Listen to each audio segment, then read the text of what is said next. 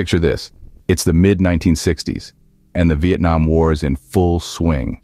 The lush, tropical landscape of Vietnam is transformed into a chessboard of conflict, where two major players, the United States and the North Vietnamese, are vying for control.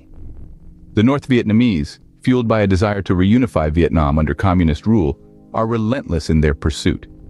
On the other hand, the United States, entrenched in the throes of the Cold War, is committed to halting the spread of communism, a stand that brings them into this far-off Southeast Asian nation. But this war isn't just about what's happening on the ground. It's also a war of ideologies, stirring deep-seated controversies both at home and abroad. Critics question the morality and rationale of this involvement, while supporters see it as a necessary stand against communism.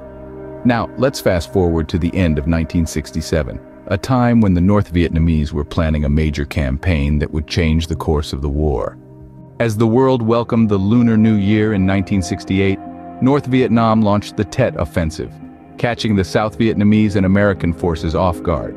The North Vietnamese forces, in a display of strategic brilliance, initiated surprise attacks on over 100 cities and towns in South Vietnam. This was an unprecedented move that left both the South Vietnamese and American forces scrambling to react.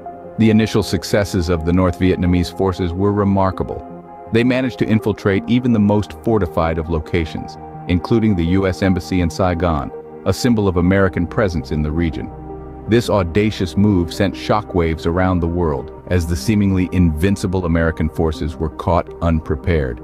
The North Vietnamese forces had made their mark. They had shown that they could not only stand up to the might of the South Vietnamese and American forces, but also launch a significant offensive. But the tide of the Tet Offensive was about to turn.